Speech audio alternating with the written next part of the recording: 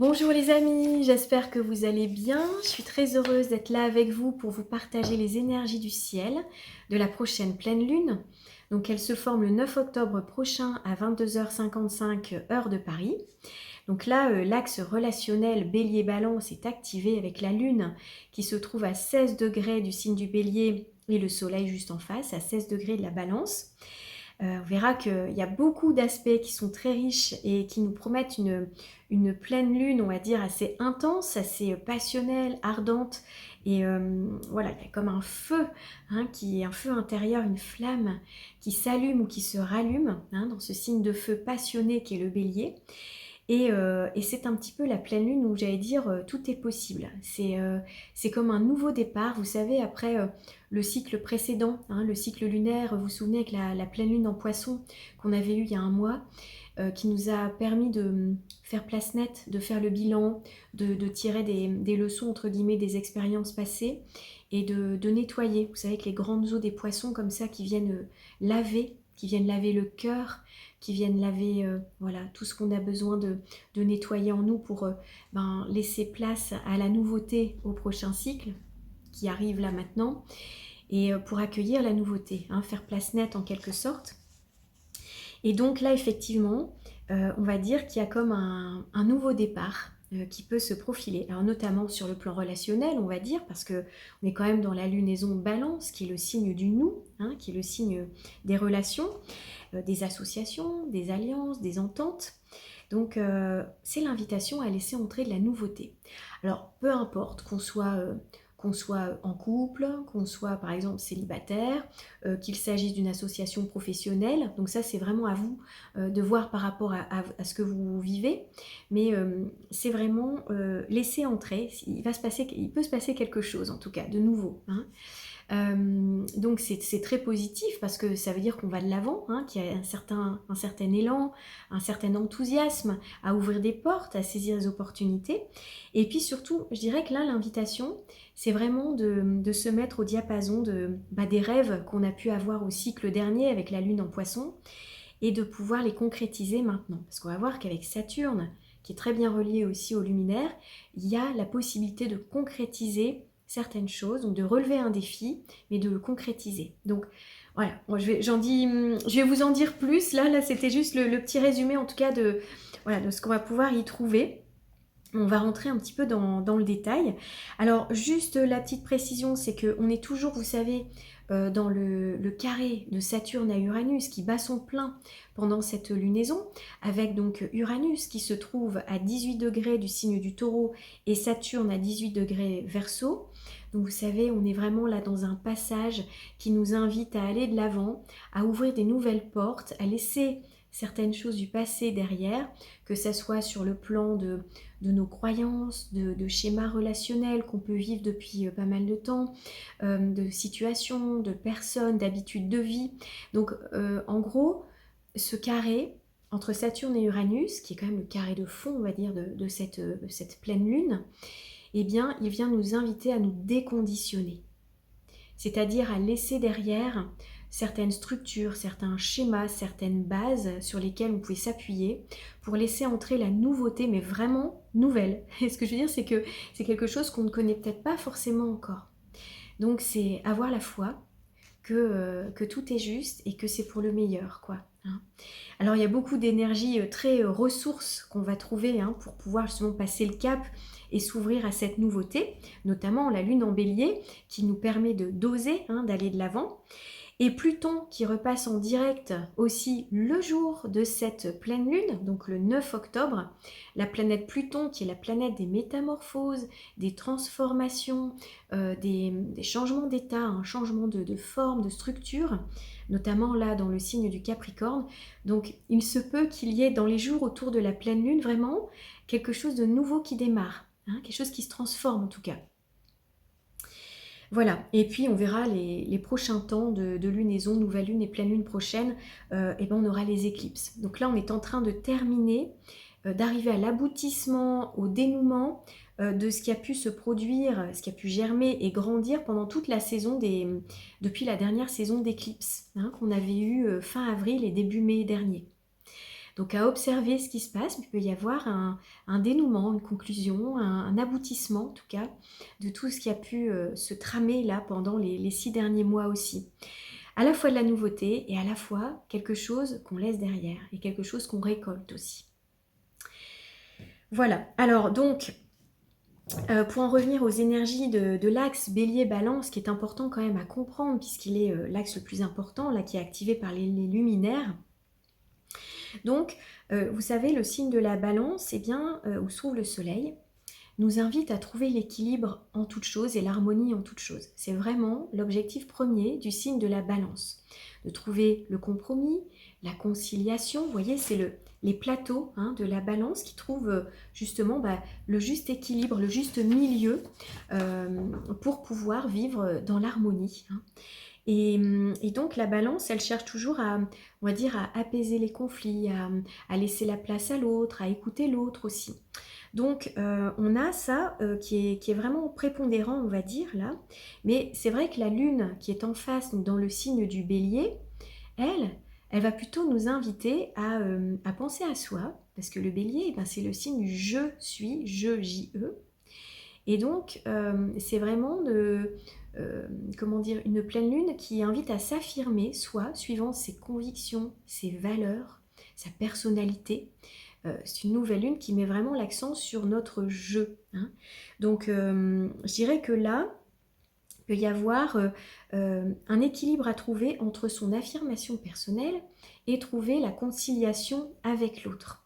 Se caler aussi sur le rythme de l'autre, pas seulement sur sa volonté à soi et sur son rythme à soi. C'est de trouver vraiment l'équilibre.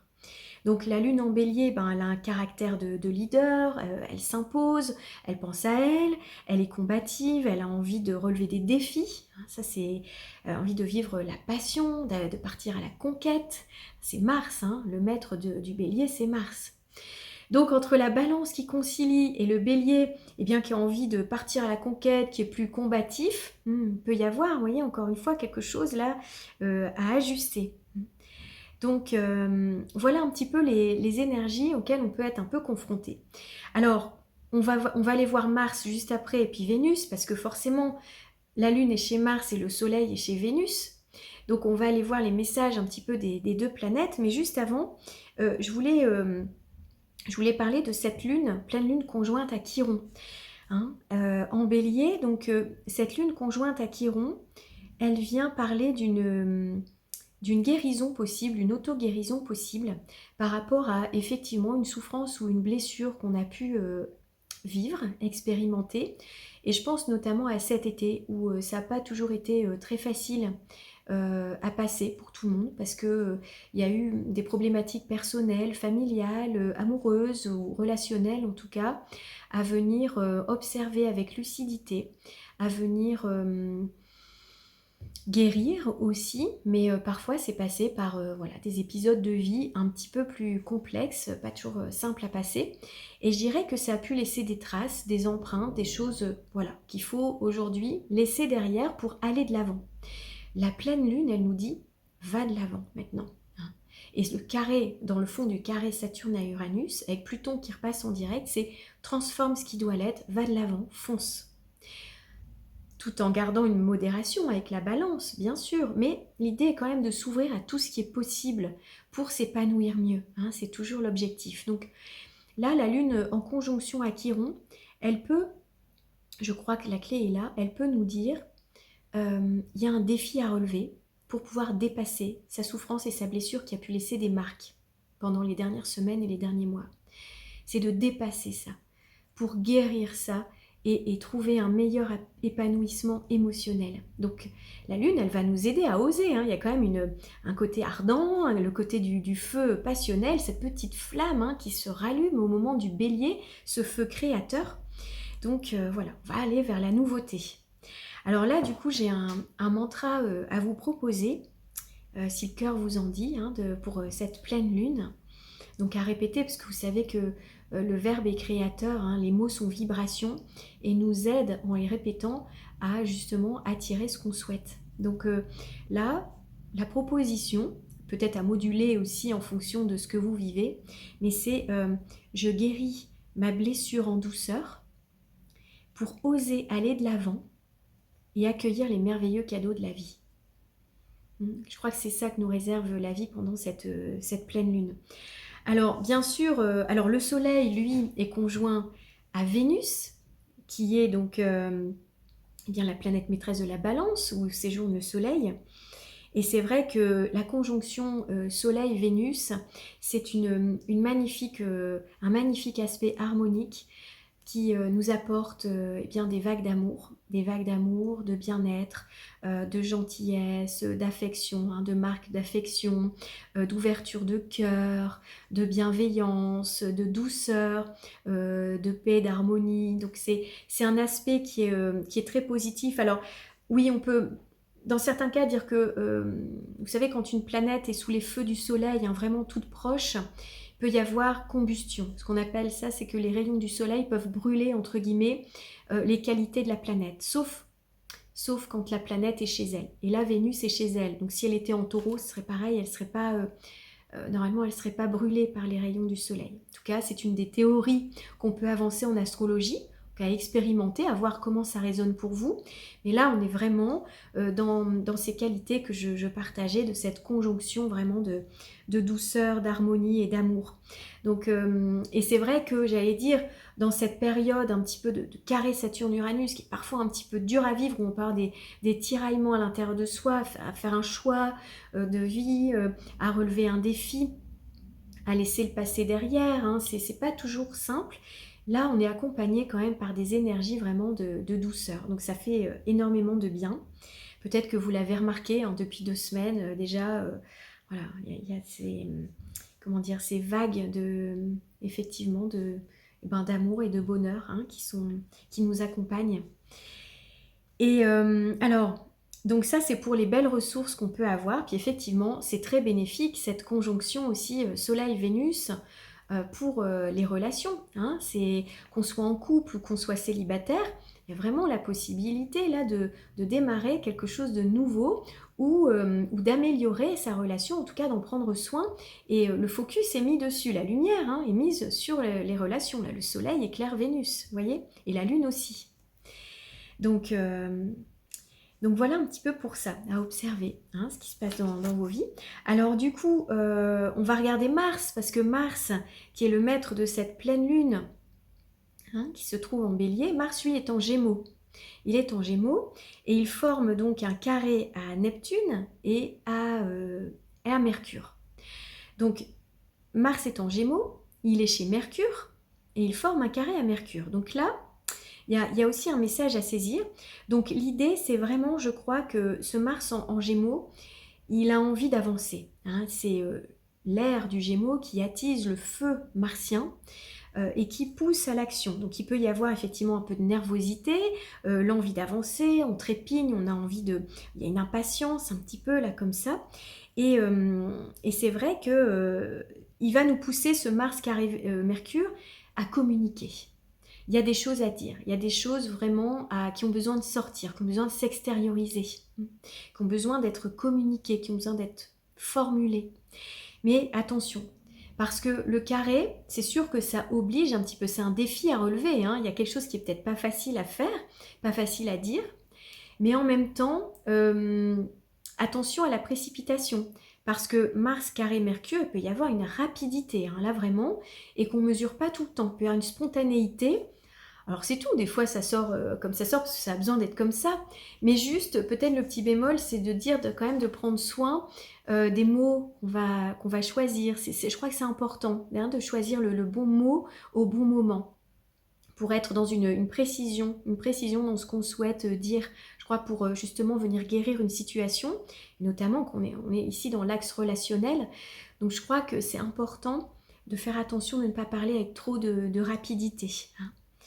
Voilà, ne pas brûler les étapes. Et puis surtout, c'est l'invitation à la souplesse avec Mars en Gémeaux, la souplesse, l'adaptation, vraiment être dans une insouciance, une légèreté aussi, apporter de la légèreté aux situations. Ça fait toujours du bien, de l'humour, de la légèreté pour faire passer les choses de manière plus harmonieuse. Jouer avec les mots, voyez ? Donc, et puis Mars carré Neptune et Neptune opposé à Mercure. Donc là, Neptune est très important. Et alors, qu'est-ce qu'il vient nous raconter? Je crois que Neptune, il nous invite à agir et à parler en écoutant davantage son intuition que son mental. Je crois que là, on est invité à lâcher prise du mental pour accueillir plutôt les messages du cœur, les messages guidés par son intuition, par son troisième œil, hein, vraiment par ce qu'on peut capter, ressentir des ambiances, se fier à son ressenti, se fier aux émotions qu'on a, aux messages du corps, parce que le corps a toujours raison et ces messages-là, ils sont 100% justes. Donc d'écouter vraiment l'intuition plutôt que d'aller dans les dédales et puis les labyrinthes du mental, hein, qui ne nous apportent pas toujours les réponses dont on a besoin. Donc là, Neptune, il vient faire focus sur le message, c'est... Voilà, excusez-moi, j'ai une petite coupure, j'ai dû réajuster voilà, la caméra.